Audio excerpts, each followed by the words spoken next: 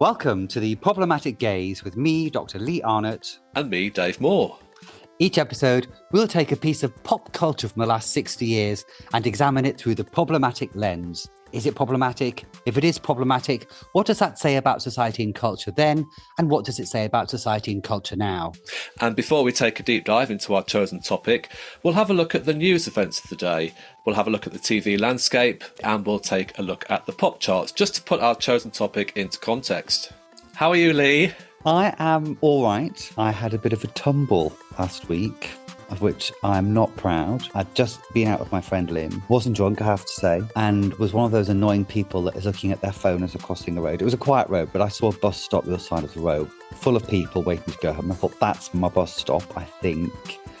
Let me check City Mapper, and flew with all the grace of a collapsing giraffe and smacked myself like a sack of potatoes on the pavement in front of this very full bus stop. I did a kind of one of those noises, as you do. And I think I went, oh God, like that. Such was the force of my tumble. And of course, then immediately I was just filled with such shame that I thought, just pick yourself up, walk head held high, don't even look at these people. You can't look at them. I can't look at them. I couldn't see if anybody was seeing if I was okay. Strode past on adrenaline, clearly. Got around the corner and was like, ow, get an Uber. Good job you didn't break anything with your brittle bones. Well, honestly, I've dreaded having a tumble. We're getting to that kind of age now where you do worry about falling over. I do. I just don't know how I would recover if I fell over, like had a proper good splat on the pavement. So I really feel for you. That sounds hideous. Yeah, and with good reason, because it's really hard. But however, my 5 days of immobility did allow me to finally eject the wobbly tooth. The tooth has gone. Oh, yes, it has gone. Fantastic. What an operation, let me tell you. That was clinging on. I don't know how or with what. But then it gave me a little bit of an existential crisis, because I was thinking, wow, this has been with me since I was like, how old? 4, 5 years old? You know, that's a part of me that's been my pal forever. And I had a little requiem for it. It was really weird. And was it relatively pain-free when it came out? Yes. There was no blood. I mean, it was clearly, I don't know how it was even held in there. I won't go into too many details, but it was a bit like Alien at one point. Well, I've been doing all sorts of interesting things. Well, no, one interesting thing really. On Saturday, I went to the New Scientist magazine expo at the Excel Centre in London. It's not normally something I would partake in, but my friend wanted to go and I thought, well, why not? It was great. Was it good? Yeah, it was great. There was lots of different stalls. There was lots of kind of robotics of the future, talking about the Terminator, etc. There was a rather scary dog that could, I think, if you strap a bomb to it, it could scurry in anywhere. Right. Or I had all in mind about all this robotics and everything. I just thought you could weaponize all of this, even though they kind of might be made for altruistic reasons, for kind of medical research, development in operations with robotic arms, etc. You could weaponize any of those things. But anyway, that's by the by. And I went through a few talks, and one rather interesting talk about how your gut dictates your brain. What you put in your mouth really dictates your brain function. And she was talking about onset Alzheimer's disease, which is really basically Alzheimer's disease sets in and it just cranks up the deterioration of your brain quicker and quicker. And the ways you can alleviate that through oily fish, which is no good for you. So I know you're a vegetarian. So if you don't eat oily fish, then take the supplements of the vitamins that go in there, because that really kind of stems the deterioration of your brain. And that combined with leafy greens, your kales, your broccolis, all your leaves kind of thing, those combined can really pull your brain back from that accelerated degeneration. So yeah, that was really interesting. I really enjoyed that. And then also I've been foraging this week as well for my sloes to make sloe gin. So what I've done is got all the sloes, you have to put them in the freezer. Picking sloes, you have to ideally wait for the first frost, because that if it goes below freezing, it activates all the sugars in the berries, which gives it its flavour. But because it's been so warm lately, you have to put them in the freezer to kind of artificially stimulate a frost and then defrost them. So they're currently defrosting. Are you artificially stimulating sloes? I am. Ooh, you're like a cattle farmer. Well, you've got to get your kicks somewhere, haven't you? Yeah. It's not that similar to a farmer. I'm not like wanking off a sheep or something. Do you know what I mean? I'm just putting a few berries in the fridge. Getting them all excited. Yes, exactly. Ready to pour the gin and the sugar in, ready for Christmas. And actually, slow gin is quite lethal because it's flavourful. You just drink it neat. So it's literally like you're drinking neat gin. Right. On Christmas Day. So you have to be very careful you don't drink too many of them. That was my dog just shaking, by the way, if anyone heard that. It's not me wanking off a sheep or anything. Or a slow berry. Country life and all that. So, David, why don't you tell our listeners about our exciting email news? Well, I mean, it's not that exciting. Well, I mean, I wouldn't bring out the trumpet fanfare or anything, but it is news. We've set up our email account for the Problematic Gays here at PG Towers. Got a whole floor devoted to receiving and analysing, researching everyone's emails, and then they will filter up to us week by week. So what we're doing now is just putting in a request to all our listeners, our gazers. Please email us at theproblematicgaze@gmail.com. Very, very simple. Theproblematicgaze@gmail.com. And we shall endeavour to read out emails from our listeners. So comment on anything you've heard in the podcast, any of the subjects that we feature each week. Please feel free to email us about your thoughts about what we've spoken. If you've got any additional thoughts about the programmes or the films that we've watched, or if you just want to chew the fat with us, then we'd be really, really happy to hear from you. Yes, we would. And we had another review this week, darling, on Apple Podcasts, which is lovely. It's 1 star. That's good, isn't it? 1 star. Really or not really? Well, this is from, I won't mention their name. Title is More Unfunny Queens. I don't know who he's talking about. 2 sentences. I lasted 2 minutes. The camp drawl of the effeminate queen was painful to listen to. I mean, I don't know which one he's talking about here. Do you? I don't. What a lovely review. Lovely. And I have always been known as the butch one, the straight acting. Yeah, well, it could be either one of us. It could be. It's a mystery to me. But tell you what, I bet he's still secretly listening, darling. Do you know what I mean? I if there was ever a closet case, Let's not go there. Right, I mean, there was a closet case. Okay, fine. Say it again. Yeah, but you know what, darling? I bet he's still listening. Secret fan. So this week, Dave, we swapped Problematic Gaze for the nuclear bunker because we discussed 1984's drama Threads. Yes. A lot of people might have seen Threads last week because it was actually replayed on BBC4 as part of a night about Cold War and nuclear stuff. A lot of our listeners may have seen it back in the day because it did seem to feature quite heavily as part of school's curriculum at some age or other. Some people saw it when it first came out, in which case we were 10 years old when it came out, 10, 11. Yeah. Or they might have seen it a few years later. TV on wheels would get wheeled in and Threads would be shown. Yeah, to traumatize. This was one of the only times my parents have not let me watch something. Yeah. Because I realized I was obsessed with nuclear war as an 11-year-old. And I was trying to work out why. But the threat of it and nuclear war was so much in the culture. I just, off the top of my head, I could list like 2 Tribes, Frankie Goes to Hollywood is a song about nuclear war. There's a kid's book called Z for Zachariah that comes out, which is about a post-nuclear war. 99 Red Balloons is about nuclear war. There's a James Herbert. You remember Britain's Stephen King? He had a Rats trilogy, and his 3rd one was set after a nuclear conflict. Nuclear war was just everywhere. So I was obsessed with seeing Threads. And my parents taped it, and they watched it. And the next day, they actually said to me, "We don't think it's a good idea that you watch it." Yeah. And that's the only time. And I was 11 with good fucking reason. Thanks, Mum and Dad, because when I got to see it in GCSE history, telly was wheeled in.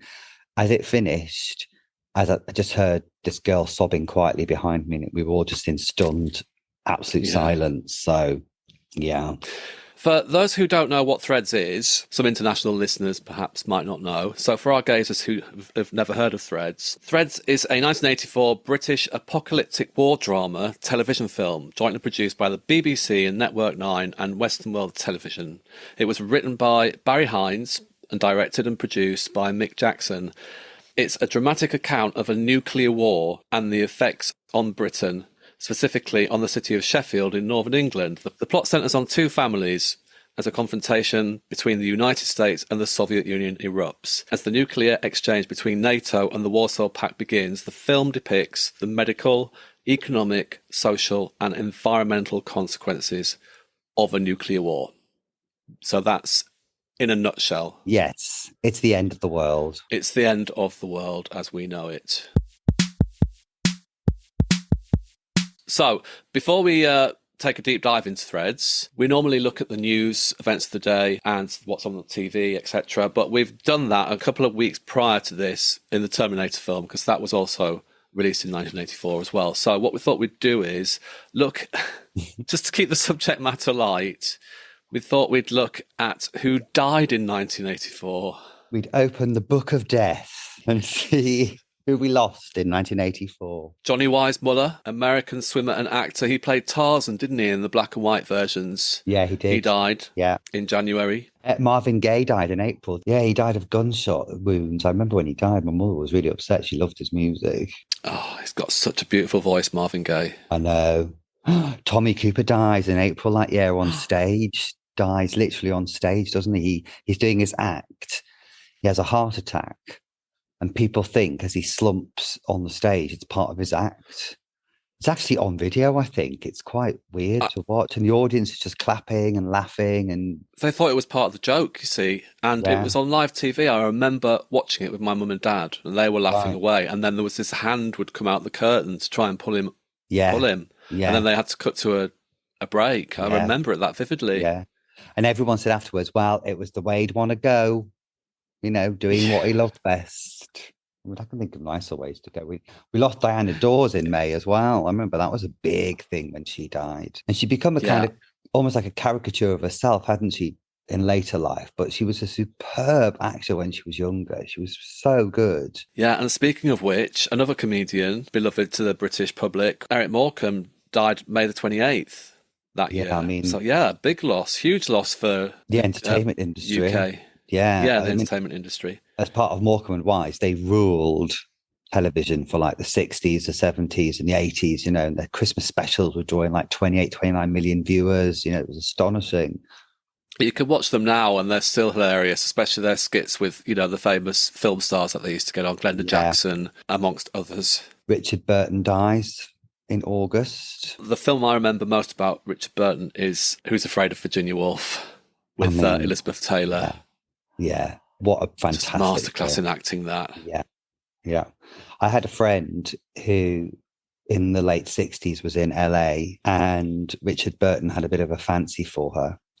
And he invited her to dinner with her partner at the time, who was quite famous, to dinner on their boat. And said she got there and all she remembered was Elizabeth Taylor had this pair of diamond earrings. Said the diamonds were the size of eggs, literally hanging off her ears, and that she just sat and glared at her all night. Didn't take her eyes off her, didn't speak to her, was unblinking at her, you know. So there clearly is a bit of Who's Afraid of Virginia Woolf. There's a bit of truth in those performances. Oh my goodness! Can you imagine just being Elizabeth Taylor's glare all night? Yeah. Oh my! Obviously, just hating every word you uttered. So, Threads. We have the beforehand of the nuclear attack. We have the morning of, just the hours leading up to it. We have the attack itself, and then we have the aftermath. Perhaps that's the easiest way to navigate our way through Threads. So this is obviously all set in 1984. We have two lovebirds, a young couple, sat in a car. Ruth and Jimmy. They're our two main protagonists of this movie. Ruth being the main protagonist, essentially. They're kind of sat in a car overlooking Sheffield. Young lovers, full of hope for the future, and that's where we start, isn't it, with those two? Yes, yeah. But already you get hints, like a military aircraft flies over. And what this does so wonderfully, I think, is just build up this horrific sense of dread throughout the whole of this first sequence, because you know what's going to happen. Interestingly, I just noticed for the first time, it doesn't actually mention anything nuclear until quite far in. But you get increasing hints, people listening to radios of a worsening international situation, contrasted with kind of like the mundaneness of everyday life, someone feeding their cat, someone feeding their birds. And Ruth is from a very middle class family, and Jimmy is from a very working class family. And again, we've talked about how class is always a part of culture until relatively recently. When it transpires that Ruth discovers she's pregnant, they're going to get married. Again, an interesting little Jimmy's parents saying you don't have to get married. It's not that kind of time anymore. But Ruth's parents are kind of the opposite, which is a bit like how my mum and dad's parents were, but the roles were reversed. And so you have that excruciating moment where the parents meet, and it's all everybody's trying to be posh, everyone's got their best behaviors on, and it's this interesting class. So even class is still like this. As we will see, class means fuck all when the nuclear bomb drops. Yes. It's literally the great leveler. Yeah, absolutely the great leveler. Just to kind of cut back to them in the car at the beginning, they have a really nice talk. Ruth is full of hope for the future. She talks about looking out at nature and how fresh the air seems at the top of the hill overlooking Sheffield. She talks about renewal and growth and the seasons. It just seems as though there's a sense of optimism there that that young people do share. That the world could be a better place, and I thought it was really telling that she was talking about the turning of the seasons and next spring and next winter, etc., which is kind of a dark foreboding as to what happens later on. Exactly. And again, just built up that sense of dread because you know what's going to happen, and it's the little snippets of life they give you kind of heartbreaking. There's lots of shots of just babies being pushed in pushchairs. There's just people going about their business. It's just so masterful at building up that sense of dread.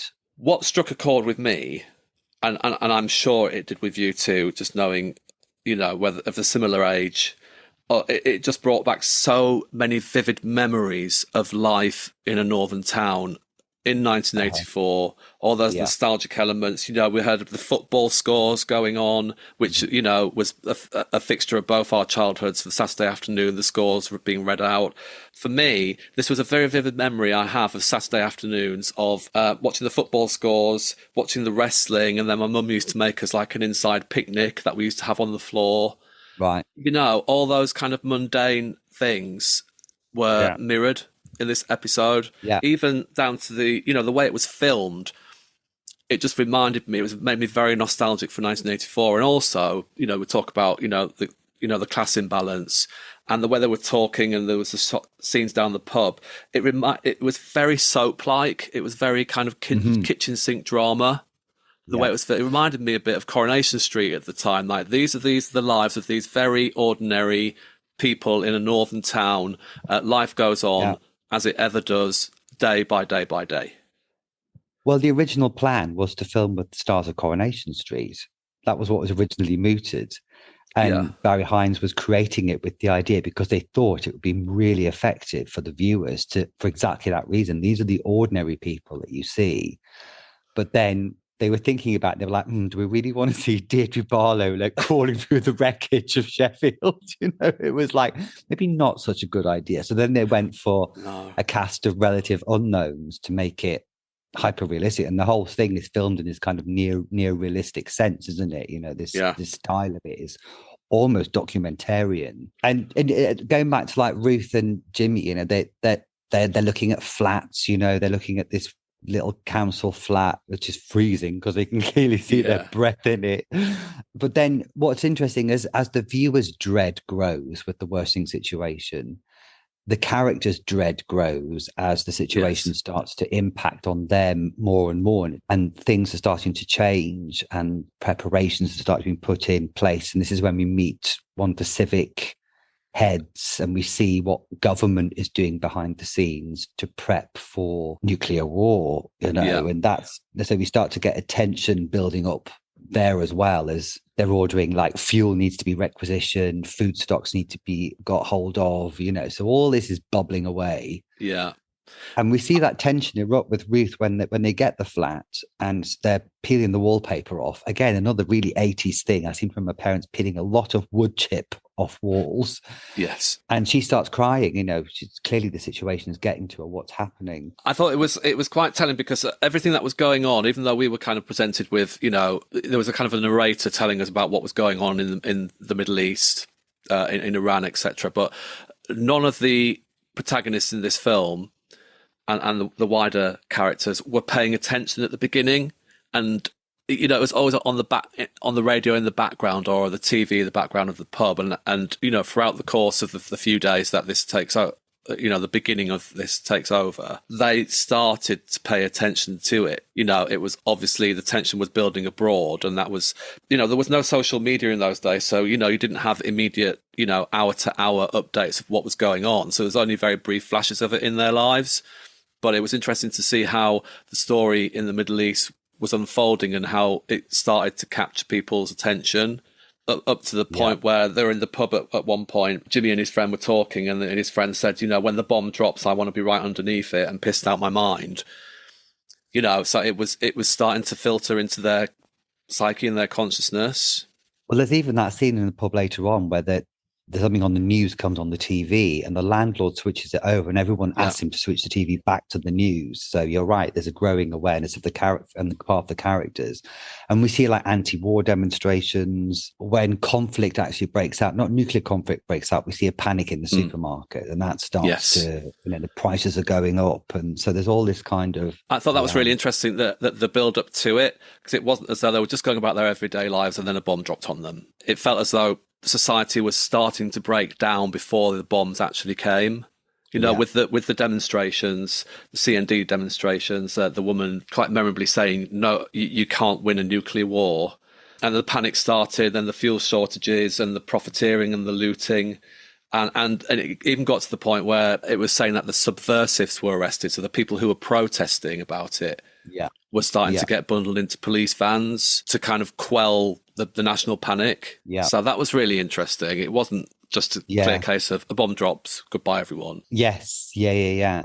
It's horrifying, really, the tension in it. I think it's unbearable. Interestingly, all the extras in this were staffed by CND supporters. So all the scenes at the protest, all the scenes afterwards, they were all CND supporters, desperate who wanted to get rid of the bomb. So we get this horrible build-up of tension, and we see what the government starts to advise people to do in their home. So the middle-class family who have a cellar start to build up their nuclear bunker down there, while the working-class family, all they can do is take the doors off and build a kind of lean-to in their front room. This is when the drama introduces the Protect and Survive government leaflets and information films which were produced at the time, where you often see them on documentaries and stuff. This is what to do in the event of a nuclear war. The advice is things like lie down on the ground, build a flimsy shelter in your living room of wooden doors, and this is what they genuinely gave to people as advice in the event of a nuclear war, as opposed to just get drunk and lie in the middle of a field and just wait for it. So we're on the morning of the attack. Yes, the morning of the attack. So there's a milk round going on, paper round going on. Ruth is having morning sickness, and then things like kind of starts off quite ordinary. Then they're trying to make a phone call to the doctor, I think it is, but the phone lines are disconnected. People are building shelters. There's a public information films going on, and then the banks are empty. There's big long queues at the banks, people trying to get their cash out. And then we kind of cut to a Sheffield city centre, don't we? Yeah. Explain what happens next, Lee. Well, the siren starts and suddenly you're in the middle of you're in a nuclear attack. And it is, I still think, a really powerful sequence, the way they film the actual attack, because you get lots of panic, people running around the street screaming. Do you get the explosion, then the light? I can't remember what the order is. Mm-hmm. But certainly when the explosion happens, you get the mushroom cloud. There is the immortal woman standing peeing herself, forever immortalized in stone on IMDb as urinating woman in her one credit. And then you get scenes of panic, and then there's the screen fades out to white, and then the whole thing just kicks off. It is just, oh my God, it's brutal. I wrote here, because I'd seen it before. This time around when I watched it, I felt as though I had to kind of detach myself a little bit from what was happening because, Yeah. and I haven't written many notes about the attack itself. All I've put is it's horrifying, absolutely horrifying, terrifying, but B, it's really, really well filmed and the effects are great. The way it's edited is great. The way they did this on like a 400 grand budget is just amazing to me. It's a real feat of television / cinema. The way they just invoke this absolutely horrifying event, and it's implied obviously that it's not just Sheffield that's hit; it's the whole of Britain and the whole of Northern Europe, and then you expect, but obviously communications are broken down now, so you wouldn't know, but.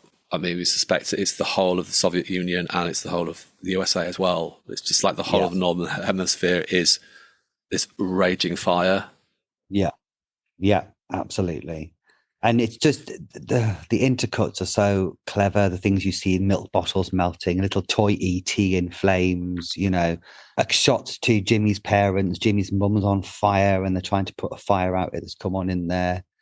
Oh, it's awful. It's silence as well, isn't it? The use of noise in this throughout the whole thing is so good. Pre-bomb is quite noisy. There's always something in the background. There's always some soundtrack going on. There's noises of radios, TVs, traffic, blah, blah, blah. But when the actual explosion happens, you get silence. And the rest of the film is so quiet in comparison to the first. Again, obviously quite deliberate. I think it's really effective. It really is. And there's the shots of the department stores blowing up as well. So, if you're watching in 1984 to see which ones were they? Woolworths was there, Debenhams was there, I think C&A was there. It was like, it was a roll call of 80s great shops, wasn't it? Really? Yeah. All getting blasted. Oh, it was awful. Oh my goodness. And then there was Jimmy's parents, Jimmy's younger brother was, the last we saw of him, he was sat in the bird coop at the back of the house, which is a very stereotypical northern kind of backstreet feature. And that's the last we see of Jimmy. It is the last we see of Jimmy. Yeah. Jimmy is it's no amazing, more. Isn't it? Well, we don't know what's happened to him. And I think that's really clever because that's what would happen. People would just go. You'd never see them or you'd never find out what happened to them. And Jimmy's sister is gone. You never see her again. The girl with the paper round, the one who's always listening to her Walkman, she's gone. You never see her again. Yeah, so we focus on Ruth, don't we? We've kind of the rest of the story is mainly focused on Ruth, intercut with what's going on in the underground bunker of the local government officials scrambling to try and make some sort of coordinated effort to rescue people, to keep society functioning. In a way. Yeah. And basically futile. for everybody, it all goes to shit. Everybody dies in this. Even the people in the bunker, they're discovered later on dead, and their struggle is pathetic. They're all smoking fags in this nuclear bunker still. Things stop working. That building part collapses on them. The stuff they're doing is all ultimately futile. They can't. There's no communications. There isn't. I mean, there's, when we get to a few weeks later, but so I don't want to jump ahead too much, but immediately after that, I mean, the narrator talks about fallout dust and radiation sickness, which it's not just the blast itself that is uber destructive. It's what happens afterwards. It's the fallout dust, radiation sickness, society completely collapses. There's total chaos and panic. And then there's food shortages, there's really grim hospital scenes where Ruth just goes to the hospital in a desperate search for Jimmy, which, oh my God, they're just grim, aren't they? I mean, again, really well filmed and the special effects and the blood and gore are great. Yeah. I mean, it's an essay now on how society breaks down. That's what the second half of this film is. As you said, the hospitals, then you see how the government falls, you see the increase of disease. Looters get shot. Eventually, execution laws are brought in that looters can get shot. Food is non-existent. And the whole thing is just grim. And then we get the nuclear winter. So because of the because of the fallout, blocks out the sun. So everything's just cold and you can't grow anything. And it's just the end of the world, isn't it? I mean, it's just horrific. It really is. It really is. And it's just really interesting to see how, society does try to kind of regrow, but is just beaten down by the rats, the cholera, the dysentery, the typhoid. It really does become, the only valuable currency now is food.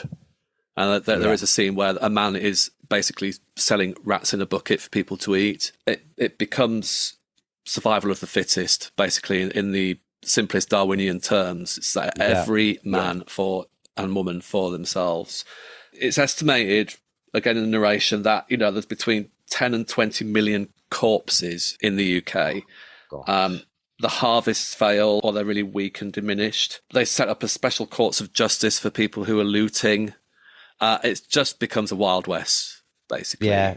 I mean, Ruth has her baby, but Ruth actually meets up with Johnny. No, not Johnny. What's Jimmy's friend called? I can't remember his name, but it's Jimmy's old mate who we saw in the pub last time when he said, "Oh, if the bomb drops, I want to be right under it, pissed." It's that guy. Yeah. And they meet somewhere, and then they're walking across the moors, and they find an irradiated sheep, and they're so hungry that they eat it, and of course, it's riddled with radiation. But and they eat it raw. It was like... Yeah, this is the moment that really stood out to me when I watched it as a young child, because I remember them stumbling across the moors, absolutely starving. It's dark, it's freezing cold, and they stumble across this sheep. And the naive 10-year-old or whatever, how old I was in me, thought, oh, great, they're going to make a fire. They're going to have cook the meat and eat and have roast lamb. And then literally you just saw them rip a leg off and just started ripping the raw flesh off this this lamb. It's hideous, isn't it? Yeah. And then we time jump quite a lot. We have Ruth having her baby on Christmas Day, and there's in the nativity almost. And then we jump to a couple of years, don't we? And Ruth and her daughter are busy on the land, but I mean, Ruth's on the last legs and very quickly dies. Yeah, she's on her last leg. I mean, she looks old, but I mean, if Ruth was kind of like in her early 20s 10 years ago, she's only about 33, 35. She looks like a 70-year-old woman. Yes, she does. She's got cataracts because the radiation. She's and her daughter, and she dies, and it's just a hideous scene. Her daughter can't speak. There's no language, seems to have disappeared. Yeah. The way people communicate with each other has broken down. Yeah. Didn't you think, just on a lighter note, because I think we should lighten this up a little bit. Well, we can't really lighten it up, can we? I mean, let's face it. I thought the daughter looked like Arya Stark. She did a bit, yes. She did a bit. And she's got a cracking set of fill-ins in her for a post-nuclear apocalypse, in that last shot. Let's talk about the last shot. What leads up to the last shot? How do we leave this? Obviously, we don't leave it on a positive note because there isn't none. Well, Ruth's daughter is raped and also has to give birth in the most hideous circumstances. She's barely out of her teens, I guess, and then gives birth. And the last scene is her giving birth to something that is so horrifying. She just screams. Yeah. It's kind of freeze frames on her, doesn't it? Yes. So, dear listener, we would like to end on a positive note about this film. Actually, I do have a positive note. Something I read on Twitter, so I can't claim this for myself, but during the screening last week, when it was on BBC4, there was a lot of Twitter activity, etc. One tweet stuck out in my brain, which was, if this had actually happened in 1984, at least Mrs. Brown's Boys would never have existed. So you just got to look every cloud. And I mean, we can appreciate something for being really well made and put together and scripted. Actually, one positive thing that came out of Threads that we can laud is that there was afterwards an open discussion, and the idea of the futility of nuclear conflict, I think, was more salient after its broadcast. Certainly, apparently, Ronald Reagan watched Threads and was quoted as having a very strong reaction to it. Interesting, the American version, which is called The Day After, because again, nuclear's everywhere. Everyone's filming nuclear destruction. Has a much bigger budget, as you'd expect. It's a huge thing, but is nowhere near as good. And ends on a hopeful, positive, optimistic note when a group of survivors in this remarkably well-preserved underground car park all start to plot the future and how great it's going to be, blah, blah, blah, blah, blah. And I love the fact the British one is just like, nah. It's all shit. I would want to be, as the man said in the pub, right underneath it with a bottle of whiskey or something, just get absolutely shited. Absolutely blotto, Because I remember a few years ago I went to Berlin, and whenever we go on a city break, we always like to do something a little bit unusual, and we decided to take a tour of Cold War nuclear bunkers, which is fascinating. A fascinating underground network of shelters. There were some that you could access through the underground stations. And they took us all round and showed us all the facilities and how they'd prepared for it.